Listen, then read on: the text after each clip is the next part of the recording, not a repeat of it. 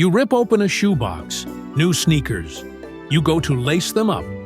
There's 1.5 feet of extra lace just hanging there. Enough to loop your ankle twice. Enough to tie a second bow. Nobody designed shoes to waste material like that. So why is it there? Most people jam it down the side of the shoe and never think about it again. That leftover lace isn't scrap. It isn't a factory mistake. It's on purpose. And the reason goes back to a war, a boot shortage, and a problem nobody's actually solved since. Questions that sound simple and turn out not to be are the whole business of the smart side. Quick gut check before we get into it. The company that made your shoes has no idea what your foot actually looks like. They know a size, 9, 10.5, men's 8. That's it. But two people wearing a size 9 can have completely different feet.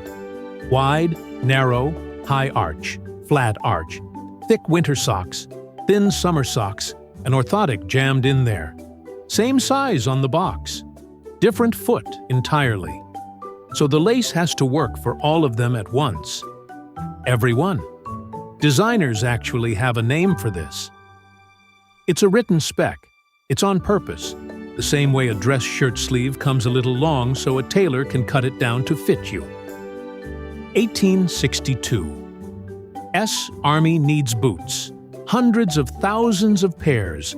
Fast. For a war that's eating soldiers by the day. Feet come in every shape imaginable.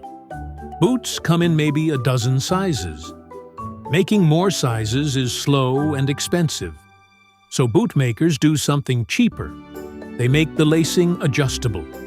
A wide foot and a narrow foot can wear boots stamped with the same size and both walk away with a boot that actually holds on. That fix never got replaced.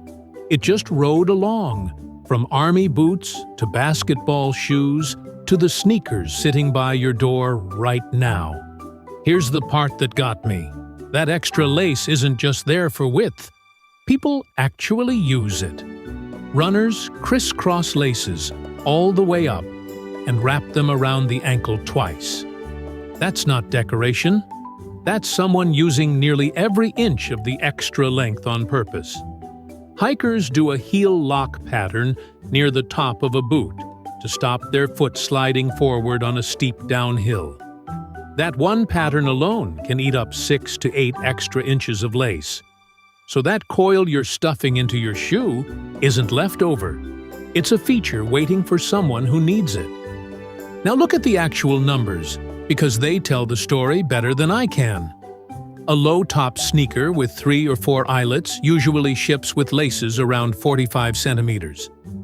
A basketball shoe with 6 eyelets jumps to about 120 centimeters. A tall work boot with 8 or 10 eyelets can ship with laces up to 180 centimeters, 1.5 feet longer than the sneaker lace. More eyelets, more lace, every time. Manufacturers round up on purpose. If that made you want to go check your own shoelaces right now, that's the whole point of this channel. Hit like, it actually helps this stuff reach more people. So why not just cut the lace to the length people really use? Because really use is different for every single customer.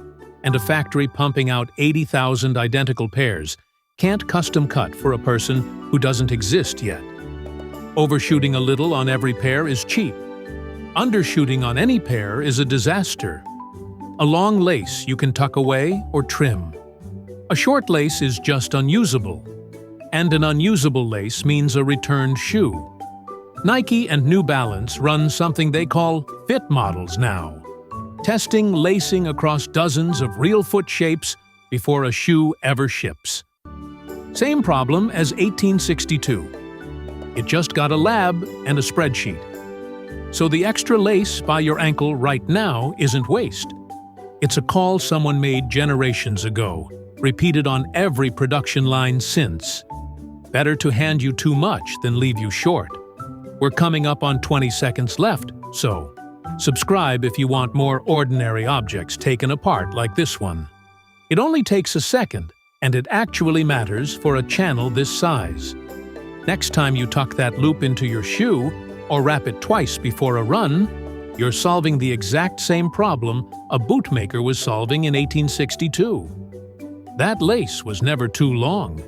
It was measured for a foot that isn't yours and yours and yours all at once.